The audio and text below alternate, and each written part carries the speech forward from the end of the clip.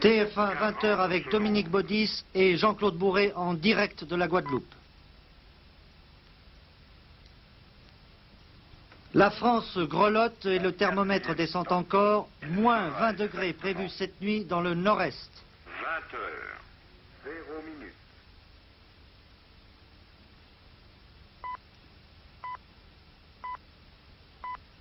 Accroître la sécurité et réduire les tensions dans le monde sont les objectifs prioritaires pour les 4 grands du sommet de la Guadeloupe.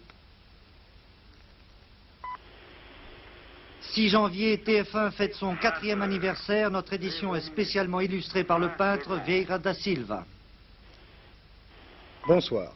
Nous n'en finirons pas de sitôt avec le froid. La nuit prochaine et la journée de demain nous feront connaître des températures extrêmement rigoureuses. On prévoit, nous venons de nous le dire, que le thermomètre descendra jusqu'à moins 20 degrés dans le nord-est de la France. Nous reviendrons tout à l'heure en détail sur les prévisions météorologiques avec Guy Larivière. Sachez cependant que c'est l'ensemble de l'Europe qui souffre des intempéries. Aux Pays-Bas, il faut remonter jusqu'à 1850, au milieu du 19e siècle, pour trouver des températures aussi rudes. Et en Union soviétique, cet hiver est déjà qualifié de légendaire. Les services de la météo annoncent pourtant une aggravation en Union soviétique. On parle de moins 50 degrés centigrades pour la nuit prochaine. Certes, il y a quelques notables exceptions, la côte méditerranéenne par exemple, puisqu'à Nice, un climat favorable a permis à certains de prendre des bains de mer. Mais dans l'ensemble du pays, c'est partout la paralysie, ou tout au moins l'engourdissement. L'actualité politique suivait cependant son cours, d'autant mieux d'ailleurs que le principal événement de cette journée s'est déroulé sous le soleil de la Guadeloupe, où viennent de se terminer les entretiens du sommet à 4. Le Britannique James Callaghan, l'Américain Jimmy Carter, l'Allemand Helmut Schmidt et le Hôte, Valéry Giscard d'Estaing, viennent de se séparer dans un très bon climat, semble-t-il. Alors avant de revenir en détail sur les problèmes du froid, j'appelle Jean-Claude Bourré à la Guadeloupe. Eh bien, j'imagine qu'au moment où vous êtes sous cette vague de froid qui déferle sur l'Europe, vous vous posez la question de savoir quelle peut bien être l'importance de ce sommet qui se déroule sous le soleil de la Guadeloupe. Il faut savoir que c'est une page de l'histoire du monde qui vient de se tourner sans doute ici. Et il faut savoir aussi que ce qui vient d'être décidé concernera notre vie quotidienne de tous les jours dans les 10 prochaines années. Une page de l'histoire du monde car un nouvel équilibre mondial s'est établi, d'abord avec l'accord historique qui a été signé à la fin de l'année dernière entre le Japon et la Chine populaire. Le Japon, c'est 50 millions d'individus qui ont le savoir-faire.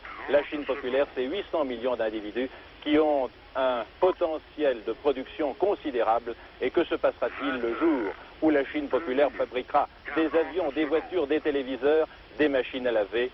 L'industrie, toutes les industries européennes et américaines seront concernées. Et puis, on ne peut pas éternellement sur notre petite planète continuer cette course aux armements. C'est la raison également de ce sommet ici. Il faut freiner cette course aux armements et un accord total a été conclu entre les 4 participants à ce sommet. Nous reviendrons dans le détail sur le contenu de ce qui s'est dit aujourd'hui. Un sommet dont le président Carter a dit qu'il avait été approfondi et que jamais au cours des négociations précédentes, il n'avait senti une telle unanimité dans l'approfondissement des questions. Nous y reviendrons dans quelques minutes, mais d'abord l'actualité immédiate avec Dominique Baudis et la vague de froid sur la France. Oui, on peut estimer qu'en ce moment, et de jour comme de nuit, plus de 50 000 personnes se battent sur le front du froid. Ce sont les agents des ponts et chaussées dégageant les routes ou les militaires organisant les secours. Ce sont les gendarmes évacuant des villages isolés ou les ouvriers de l'EDF rétablissant des lignes détériorées. Les agents des différents services publics concernés déploient d'énormes efforts pour lutter dans des conditions très difficiles contre les conséquences des intempéries. Et la situation est d'autant plus sérieuse que nous subissons la conjugaison de 2 phénomènes, la neige et le froid qui lui succède immédiatement. La remise en ordre n'en sera que plus lente et plus difficile. Maurice Olivary. Sur les 3 autoroutes et les 5 nationales coupées à la circulation pendant toute la journée hier, seules les nationales 10 et 20 ainsi que l'autoroute A10 demeurent ce soir par endroits fermées à la circulation. La lenteur apparente des opérations de déblocage est à mettre sur le compte des centaines de véhicules abandonnés par leurs propriétaires et qu'il faut dégager un à un de la chaussée, tels ces 400 camions abandonnés sur la Nationale 20 entre Orléans et Paris. Il semble maintenant que l'adversaire ne soit plus d'ailleurs la neige, mais le froid. Ce froid qui transforme les congères en murs de béton, qui conjugué au brouillard transforme les chaussées dégagées en patinoires, ce froid qui impose un chauffage accru dans les habitations, au moment même où l'approvisionnement en fioul pose problème et où les lignes électriques endommagées ne se comptent plus. Et s'il fallait ce soir établir une priorité dans les urgences, le choix se porterait certainement sur la remise en état du réseau EDF. Christian Barquissot.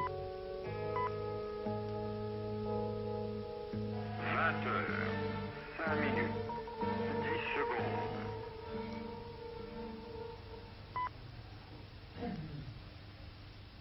20h, 5 minutes, 20 secondes.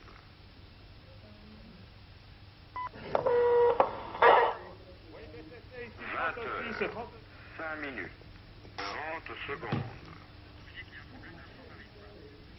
Oui, nous avons un problème de son pour la diffusion du reportage de Christian Barquissot, un reportage qui était consacré aux efforts déployés par les agents de l'EDF. Peut-être pourrons-nous le diffuser dans de bonnes conditions dans un instant.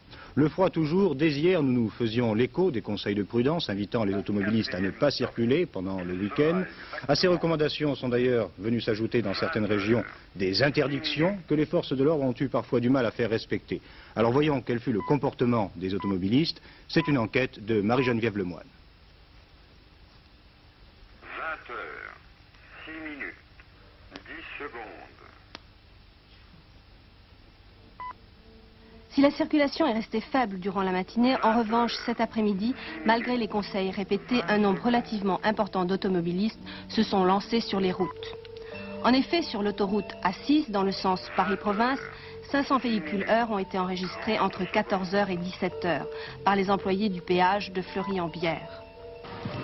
On vous a demandé de ne pas circuler. J'aimerais savoir pourquoi vous êtes sur l'autoroute. Parce qu'on s'en va. Ma mère est bloquée sans chauffage à 50 km d'ici. Elle a 82 ans, je suis obligé d'aller la chercher. Et on a retenu à notre hôtel. Hein.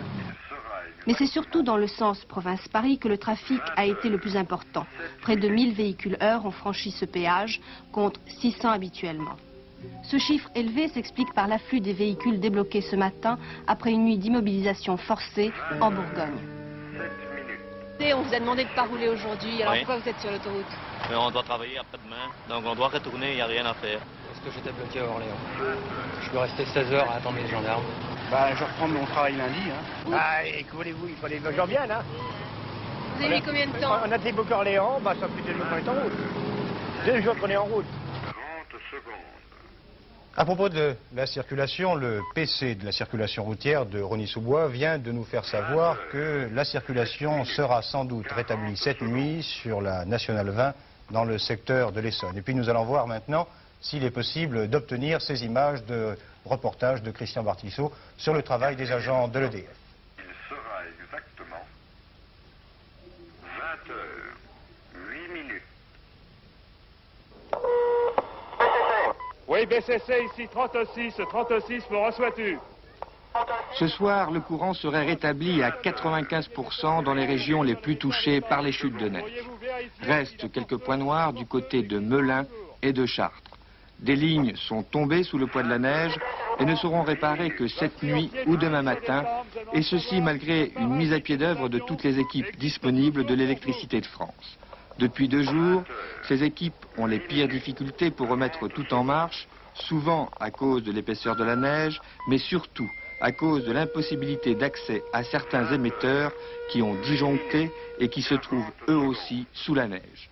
Le gros problème, c'est pour la partie réalimentation rapide, c'est de l'accessibilité au poste.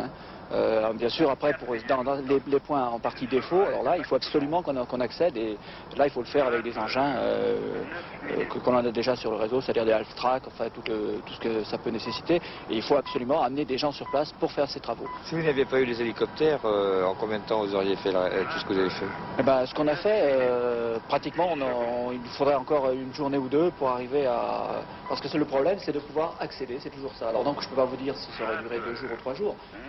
Nouveau problème, si j'ai bien compris, je crois que les images ne sont plus diffusées. Alors maintenant, avec vous, Guy Larivière, Nous allons essayer de voir le temps que nous devons attendre pour demain. Oui, d'abord, sur cette carte, vous allez voir les températures de cet après-midi à 16 heures. Vous voyez qu'après les moins 10 et moins 15 que nous avons eu ce matin sur les régions enneigées, nous avions encore seulement moins 7 et moins 8 degrés en bien des endroits. Mais vous le voyez aussi, l'air froid va être grignoté peu à peu, aussi bien par le midi que par l'ouest. Sur la pointe de Bretagne, cet après-midi, il faisait déjà 5 degrés. Mais enfin, il va faire quand même encore parler de lui pendant au moins 48 heures. Ce qui veut dire que pour demain matin, comme on l'a dit d'ailleurs tout à l'heure, sur la moitié nord de la France, les températures vont encore s'abaisser à moins 10, moins 15 degrés et peut-être même dans l'est, donc moins 20 degrés. Sur la moitié sud, quelques gelées, mais beaucoup plus faibles. Et dans l'ensemble, des brouillards givrants avec des éclaircies l'après-midi. Alors le temps plus doux près de la Méditerranée d'une part, avec quelques averses, et d'autre part sur les côtes de la Manche et de la mer du Nord, où peut-être il pleuvra par moments. À la limite de l'air plus doux et de l'air froid, un petit risque de neige ou de verglas. Mais c'est surtout lundi, l'air doux continue à pénétrer sur le nord-ouest de la France. En Bretagne et en Normandie, il pleuvra, il fera vraiment doux, que le risque de neige et de verglas va de nouveau augmenter jusqu'à la Loire, au bassin parisien et aux Vosges. Et par conséquent, nous n'avons pas fini de subir les conséquences de cette vague de froid. Pas du tout. Alors lorsqu'un phénomène météorologique prend de telles dimensions, il a inévitablement des conséquences financières. On l'a vu par exemple avec la grande sécheresse de l'année 1976. Il est évidemment beaucoup trop tôt pour dresser la facture de cette vague de froid, mais on peut dès à présent commencer à faire les additions. Jean-Pierre Quittard. La facture que nous aurons à payer, tôt ou tard, grossira ou diminuera selon la durée de cette période de mauvais temps. Mais il faut bien reconnaître une chose, nous n'en sommes encore qu'au début de l'hiver. Voyons d'abord pour l'agriculture qui rencontre deux gros problèmes. Premier problème, le gel de certaines cultures comme les choux-fleurs ou les choux de Bruxelles et les difficultés d'arrachage qui touchent les carottes et les poireaux. Et puis aussi des problèmes d'approvisionnement, qu'il s'agisse de la nourriture pour les bêtes dans les prés, dans le Limousin notamment, ou de l'approvisionnement des marchés comme Rungis par exemple, qui n'a reçu hier que le quart de ses livraisons habituelles. En règle générale, la distribution alimentaire est assurée aux 2/3, exception faite des régions où la circulation était et est encore difficile, comme le Nord, la Normandie et le Centre. Sur le plan industriel maintenant, de nombreux secteurs sont condamnés au chômage technique à cause de la neige et du froid. C'est le cas notamment du bâtiment et des travaux publics qui ne peuvent plus travailler. D'autres activités sont quasiment paralysées, comme les transports routiers, et il faut savoir à ce propos que l'immobilisation d'un camion coûte 1000 francs par jour, sans compter la valeur de la marchandise transportée qui peut, elle, être complètement perdue. On estimait hier que la moitié du parc de camions français était immobilisé, perte sèche de 30 à 35 millions de francs. Et d'ailleurs, la Fédération nationale des chauffeurs routiers a demandé immédiatement au ministre des Transports de prendre en charge le manque à gagner de ses adhérents. Mais ce qui pèsera le plus dans la balance, ce seront finalement les dépenses d'énergie et donc notre facture pétrolière. La France consomme actuellement pour se chauffer et s'éclairer 30% d'énergie supplémentaire, qu'il s'agisse de fioul, de gaz ou d'électricité. D'où l'appel lancé hier par le directeur général d'Électricité de France: évitons les gâchis inutiles, sans cela, nous risquons de mauvaises surprises comme celle du 19 décembre dernier. En revanche, pour l'essence et le gasoil, tout semble s'équilibrer entre le super, inutilisé dans les réservoirs des voitures particulières, et le kérosène ou l'essence, nécessaire aux engins, aux camions, aux blindés et aux hélicoptères qui portent secours et assistance aux naufragés de la route. Une heure d'hélicoptère coûte aujourd'hui 12 000 francs et l'armée a mis à la disposition des différentes autorités 17 hélicoptères, 150 véhicules et 3 000 hommes. Et là encore, il faudra payer la note. Comme pour la sécheresse il y a 2 ans, qui avait coûté, rappelons-le, 12 milliards de francs, le bilan neige s'établira d'abord en fonction du nombre d'heures de travail perdues pour toute la France.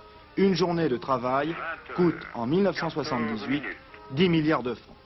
Voyons pour terminer comment marchent les différents services publics. SNCF, trafic pratiquement normal sur l'ensemble du pays, quelques retards sur le réseau Nord et pour les trains venant du Sud-Est. Avions, pas ou peu de problèmes, tous les vols partent et arrivent, seul le dégivrage éventuel de certains appareils pourrait entraîner quelques petits retards. Enfin, électricité et gaz de France, exception faite de la Haute-Ardèche, le pays est approvisionné normalement en dépit de quelques coupures très localisées. Mais attention, à partir de lundi, dès la reprise des activités industrielles et commerciales, Électricité et Gaz de France préviendront par communiqué si elles envisagent des coupures pour mardi, qui risque d'être la journée la plus difficile.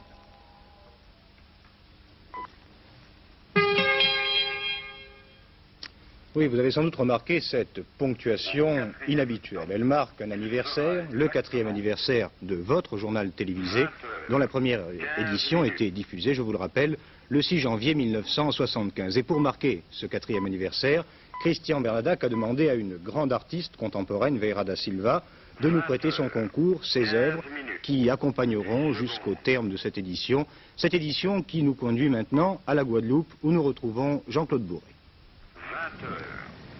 Eh bien, le sommet des 4 vient de se terminer et je peux vous assurer que les 300 journalistes de la presse internationale ici présents sous le soleil ont attendu avec beaucoup d'impatience cette sorte de conférence de presse qui n'en était pas une puisque nous n'avons pas pu poser de questions, ces déclarations qui n'en étaient pas vraiment puisqu'il s'est agi d'une succession des chefs d'État et de gouvernement de la France, de l'Allemagne fédérale, de l'Angleterre et des États-Unis.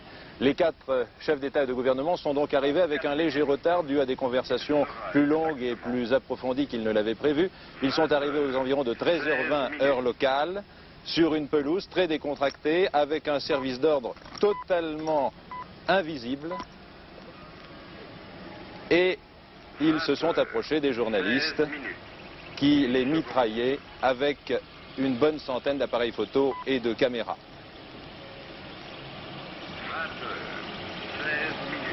Le premier à prendre la parole fut le président français, le président Valéry Giscard d'Estaing, qui en quelques phrases seulement, sa déclaration est très brève, a fait le bilan de ces 2 journées de conversation qu'il a eues avec ses collègues et je vous propose de l'entendre immédiatement. Nous en sommes tenus à l'objet de cette rencontre qui était d'avoir un échange de vues politiques global. Nous ne sommes pas entrés dans l'examen de certaines questions telles que les questions économiques ou monétaires. Moi qui ai participé, comme d'ailleurs mes collègues, à de nombreux entretiens internationaux, je dois dire que j'ai trouvé nos entretiens très substantiels et très approfondis. Nous n'avons pas constaté de divergence entre nous dans l'évaluation des situations. Naturellement, l'accent peut être différent de l'un à l'autre, mais je répète, pas de divergence. Nos entretiens ont fait apparaître un double objectif, accroître la sécurité et réduire les tensions dans le monde. Il nous est apparu que la reconnaissance légitime des réalités du monde contemporain doit s'accompagner de la poursuite des efforts pour améliorer les relations internationales, notamment par la poursuite de la politique de la détente et des efforts de limitation des armements, en particulier en souhaitant la conclusion prochaine de l'accord sur la limitation des armements stratégiques. Enfin, une attention particulière a été portée au développement nord-sud. S'il fallait que je me livre à l'exercice habituel qui est de trouver des adjectifs pour commenter une rencontre, je dirais qu'il s'est agi d'une rencontre directe, personnelle et utile. Nous avons agi dans l'esprit de renforcer encore plus les liens très appréciables d'amitié qui existent entre nous.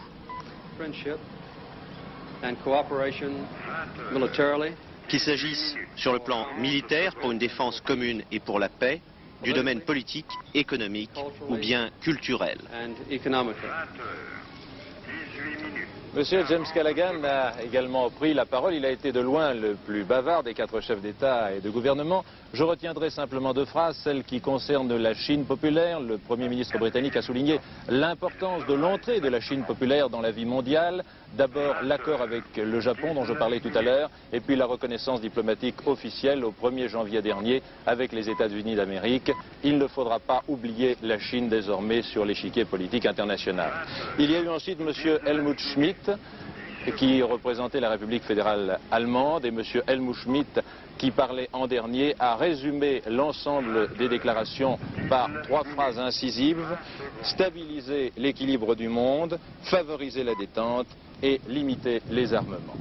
Je vous propose maintenant, avec Gérard Saint-Paul, de faire un peu le bilan de ce sommet qui vient de s'achever, et plus précisément ce que l'on va retenir de cette rencontre à la Guadeloupe. Oui, puisque j'arrive à l'instant du dernier briefing, et si vous voulez bien, nous n'allons pas entrer dans les détails, ce serait beaucoup trop long. Cette conférence a été particulièrement riche. Nous allons en donner les grandes lignes. C'était une grande première. Eh bien, c'est confirmé, c'est une réussite totale. Les 4 participants, chacun à leur tour, l'ont affirmé et confirmé. On recommencera éventuellement, non pas sous une forme régulière, institutionnelle, mais enfin, il est très possible que l'on réédite ce style de conférence à 4, très informel et très détendu. Et d'ailleurs, au fil des 48 heures, on a vu l'atmosphère se dégeler. C'est ce que vient de nous dire Pierre Hint, le porte-parole de l'ensemble de cette conférence.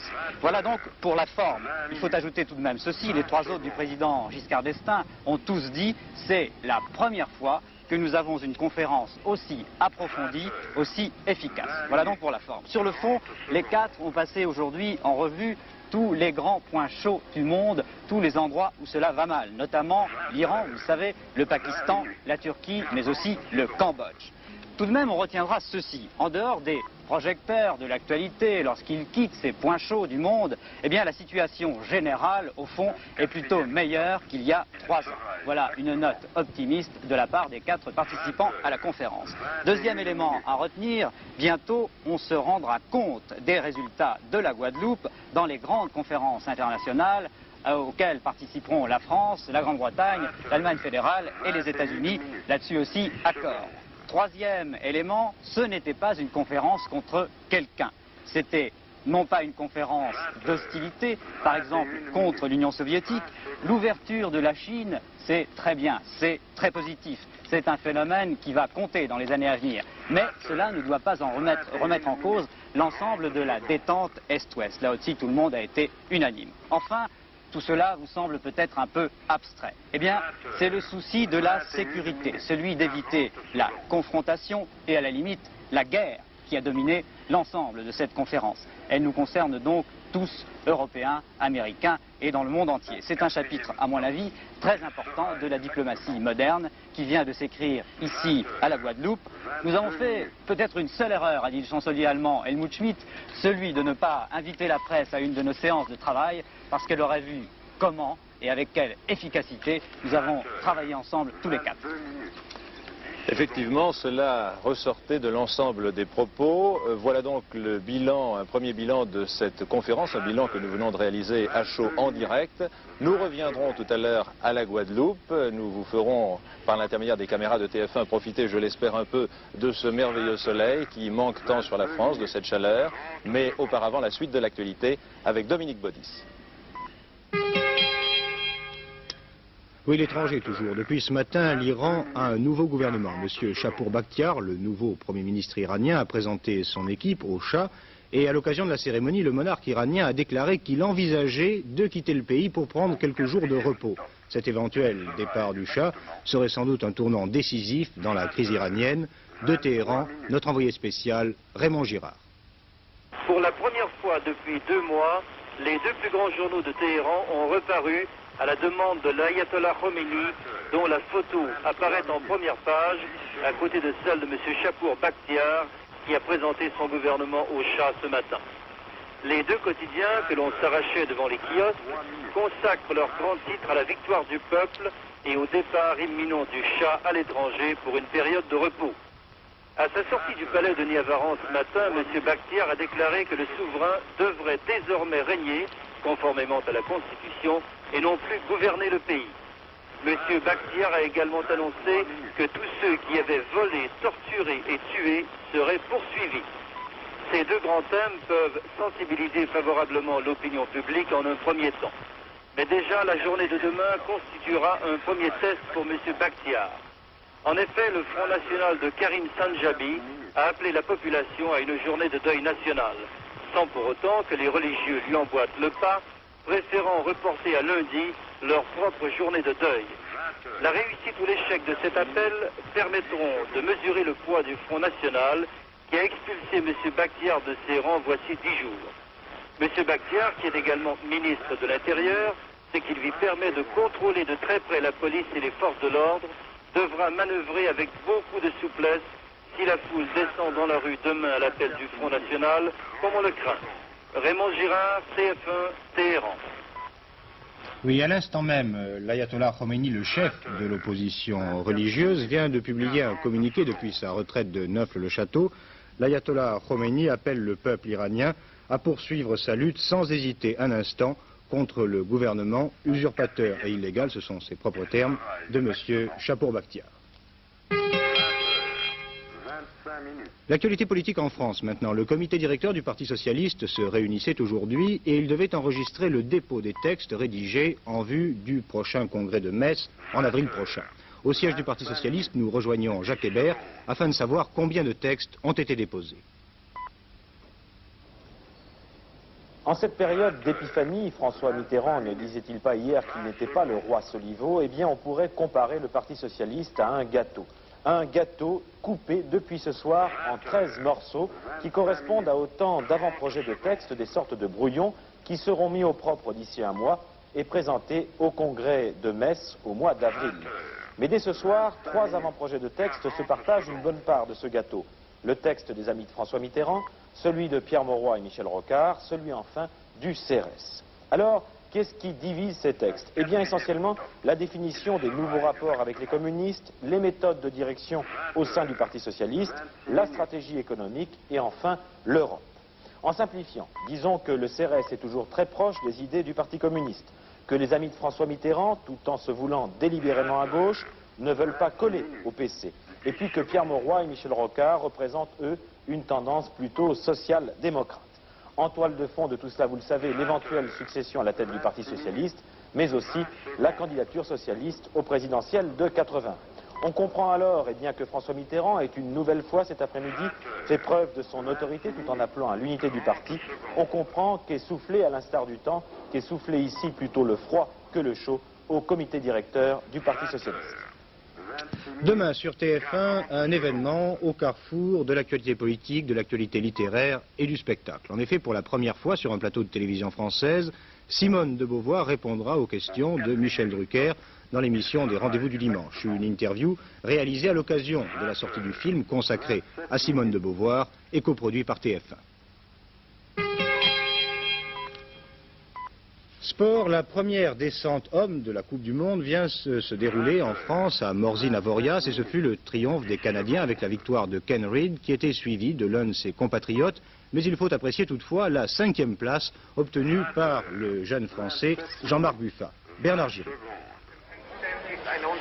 Les Italiens ont déposé cet après-midi une réclamation sous prétexte que le vainqueur, Ken Reid, n'avait pas utilisé une combinaison réglementaire. Combine ou combinaison, direz-vous? Ken Reid, 23 ans, étudiant canadien d'origine américaine, a bel et bien été le plus rapide dans la descente de Morzine-Avoriaz. Reid a soufflé la victoire pour 45 centièmes à son compatriote Steve Podborski. Triomphe canadien, mais déroute autrichienne. Space, premier des Autrichiens, termine 4e. Et voici la chute d'un grand, Franz Klammer. Non seulement il ne gagne plus, mais il tombe. Mais connaissiez-vous Jean-Marc Muffat? Un nom révélé ce matin sur les pistes. 20 ans, garçon timide qui possède le bon sens des montagnards, Muffat est né à 5 km de Morzine. La descente de ce matin, il en connaissait les moindres bosses, les moindres murs, les moindres replats. Bien que parti en 36e position, alors que la piste commençait à se détériorer, Jean-Marc Muffat se classe 5e. Une place d'honneur qui met fin à de longues années d'abstinence. Et Honoré Bonnet lui prévoit le podium pour l'année prochaine. Jean-Marc Muffat est l'homme à suivre du ski français.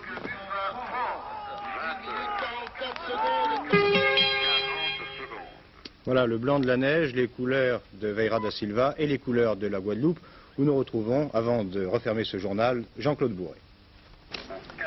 Eh bien, vous le savez, le sommet des 4 chefs d'État et de gouvernement est maintenant terminé, mais cela ne veut pas dire que nous n'aurons plus d'informations. En effet, dans un peu plus d'une heure, le président Valéry Giscard d'Estaing se rendra à Gosier, qui est une petite localité sur le bord de la mer, où il prononcera un discours devant 2000 invités. Et sans nul doute, dans ce discours, nous aurons probablement de nouvelles informations à vous transmettre. Mais je vous propose de quitter un petit peu le côté politique pour aborder les problèmes de la Guadeloupe. Vous savez que ce département d'outre-mer a de graves problèmes de chômage, mais il a surtout un problème que personne ne peut ignorer ici, puisqu'il a la forme d'un énorme piton de 1600 mètres de haut. Je veux parler de la Soufrière qui menaçait d'exploser il y a 2 ans. On a évacué 60 000 personnes que l'on a logées sur l'autre partie de l'île pendant 2 mois. Vous imaginez les problèmes que cela a posés. Et avec Éric Gilbert, notre envoyé spécial en Guadeloupe, nous allons voir de quelle façon réagissent les Guadeloupéens à ce problème de la Soufrière. Oubliez l'exode de l'été 76 qui avait déplacé 70 000 personnes. Tout le monde est revenu et les bananes ont perdu leur goût de soufre qui les rendait impropres à la consommation. En fait, personne ne s'inquiète des sautes d'humeur qui agitent encore le volcan à intervalles plus ou moins réguliers. On entend? Qu'est-ce que vous entendez? Un bout de ronflement. Tous les soirs?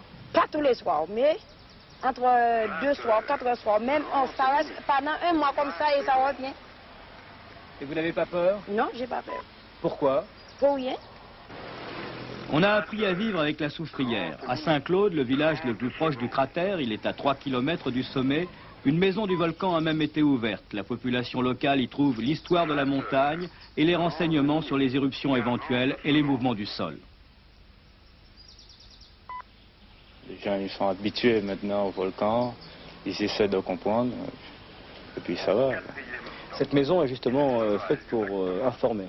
Oui, c'est la grande information sur les volcans dans le monde et aussi la Soufrière dont il y a une grande partie. Et qu'est-ce qu'on vous demande exactement? Ce qu'on demande, c'est disons, des questions qui sont particulières à la Soufrière, les tremblements de terre, le rapport avec la Soufrière, l'activité de la Soufrière, est-ce qu'elle est éteinte ou est-ce que ça continue? La Soufrière est bien entendu surveillée en permanence. Tout autour, sur ses pentes, des stations de mesure sismique, d'inclinométrie, d'analyse des gaz ont été installées. Leurs données sont transmises par radio à Basse-Terre, au Fort Saint-Charles, où se trouve le laboratoire de l'Institut de physique du globe. Mais échaudés par différentes polémiques, les scientifiques se montrent extrêmement réservés lorsqu'on les interroge. Je ne veux pas faire de prévision à long terme, mais ce qu'on observe actuellement n'est pas extraordinaire. Une observation de routine, disons. Le ton est donc rassurant, l'activité de la Soufrière en fait décroît. Les sismographes n'enregistrent plus guère que 10 secousses par mois.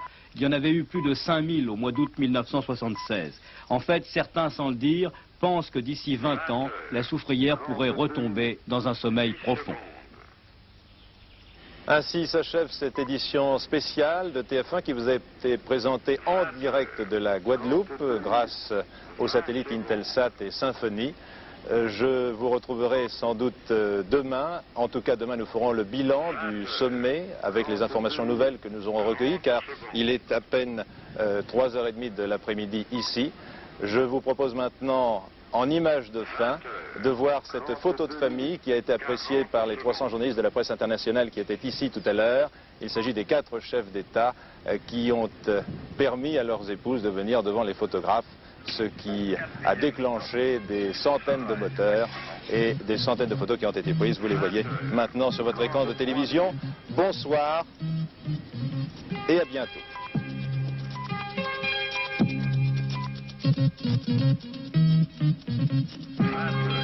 33 minutes, 10 secondes.